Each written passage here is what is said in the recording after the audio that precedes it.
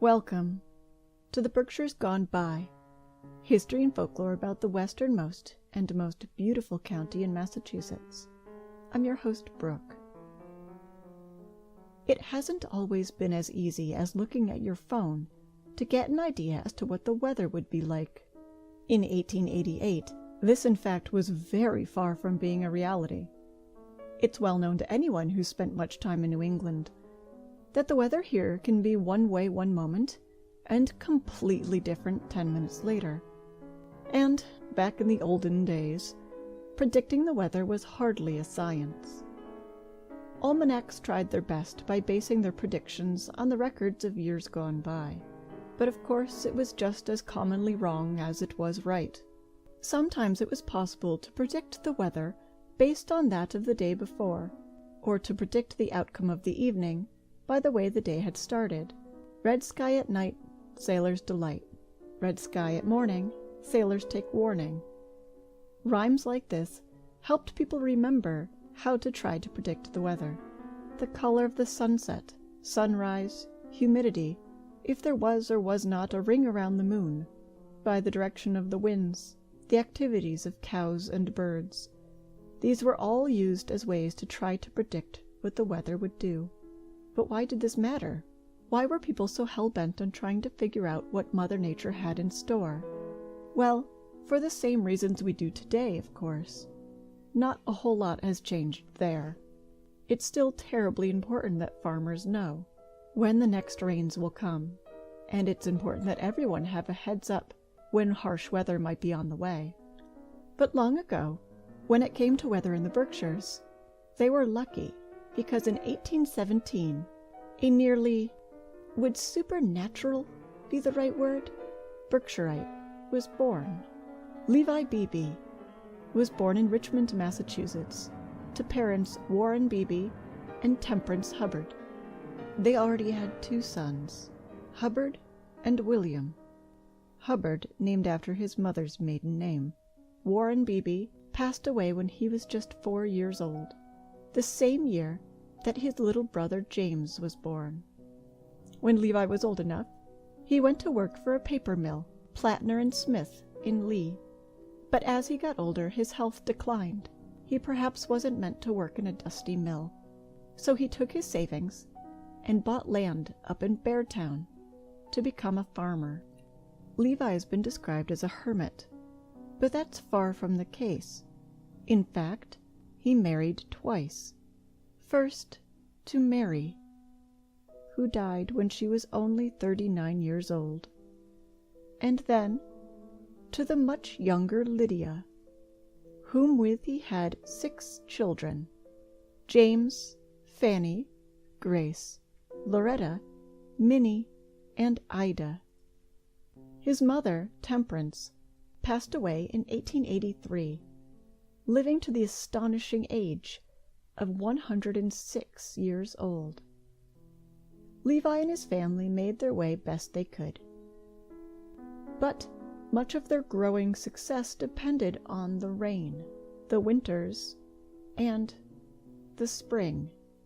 Farmers' livelihoods relied on water, and Levi became rather obsessed.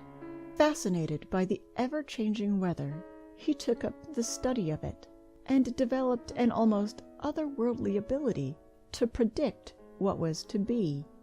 When word spread of the uncanny nature of his predictions, farmers of the area began to plant according to his foresight.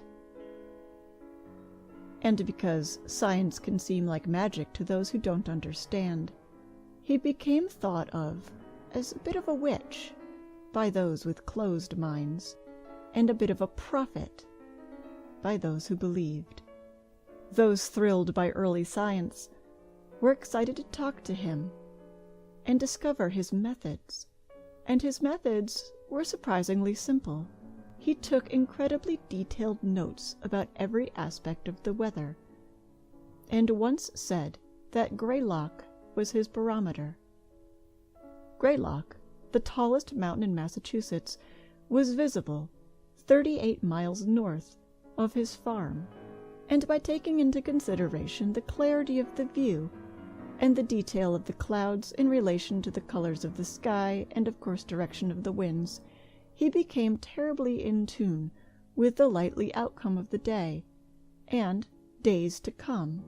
In fact, he believed that the coming season's overall trend in weather could be judged on the 20 final days of the season before it. It was by this 20-day rule that he predicted perhaps the greatest event that he was able to see ahead of time. In the fall of 1887, Levi predicted that there would be a major blizzard on March 12th of 1888, 6 months later. People didn't quite know what to think of this, because as the new year went on and March came, the first weeks of that month proved to be mild. Many people began to think that he'd perhaps gotten it wrong. By the morning of March 11th, it was raining, and as the day went, the rain became heavier. That night, just about the time the clocks turned to midnight, and it became March 12th, the temperature dropped dramatically, and thus the rain became snow. The next morning shops opened per usual, and people went about their day. It wasn't uncommon for there to be snow. This was New England after all, and people of the time couldn't afford to skip out on a day's income just because it snows a foot or so. But as the day went by, temperatures decreased further, finally reaching -2 degrees. And the wind was picking up. As the snow accumulated, the stores remained open to their usual time. What was the sense in heading home early? Whether the snow piled up to a few inches or a foot, the walk or sleigh ride home would be the same sort of drudgery. Those who did stick out the entire workday were met with dark streets, as the lamps along the avenues were blown out by the gusting wind. The next morning, on Tuesday, nothing opened for business. Those who tried to make it to work or to their barns to feed their livestock often found themselves trapped there. The snow buried the first floors of most buildings, unless the wind had blown it otherwise. These wind gusts reached 60 miles per hour. The snow built up quickly and lasted for 2 days. In some places, 30 feet of snow blanketed everything standing still, which was everything. Animals who hadn't been put inside were trapped in fields and died. Buildings collapsed under the weight of the snow. A train became stranded in the town of Washington, Massachusetts, on Washington Mountain. Those trapped inside dug a tunnel to a nearby home and asked for bread. Other than that, they had only a shipment of eggs aboard to eat, and no way to make heat. They were stuck there for 5 days before a crew could reach them. The storm shut down the entire East Coast, from New Jersey to Canada. The whole area was at a standstill, but there was nothing that could be done until the storm was over. And for many, it wasn't over soon enough. 400 people were killed across New England, many in major cities like New York City, but those in the Berkshires seemed to have been wise enough to listen to Levi and had stocked up on firewood and heating fuel, lamp oil, and food. They'd overfed their animals and stayed close to home the day before, and so the lives lost here were remarkably few. On Wednesday, the snow finally stopped. But of course, that wasn't the end of the work. Digging out took quite a few days more, and every shovel that could be found was employed. Neighbors helped neighbors, and people shared what they had to help others get by. Berkshire residents were endlessly grateful for his warning, and his fame grew in one huge leap. People began to take Levi's word far more seriously. As he made new predictions, they were published far and wide. He wrote about the weather for numerous newspapers and National Geographic magazine. he became an author of his own book. When his work entitled Meteorology: How to Foretell the Weather for All Time in All Parts of the World was published in 1892, he lived out the rest of his life as a celebrity until in the year 1900, on April 15th, he passed away. But his legend lives on, not only through the stories of his weather predictions, but also in part because of the tale of his ghost that some say has been seen wandering through Beartown, perhaps trying to find a good glimpse of Greylock by which to predict the weather.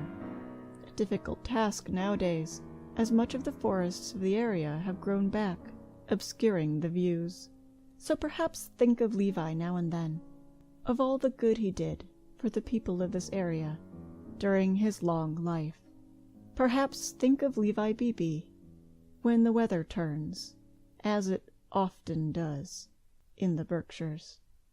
This has been The Berkshires Gone By, created, written, directed, and read by myself, Brooke Renier, and co-produced by Deanna Garner.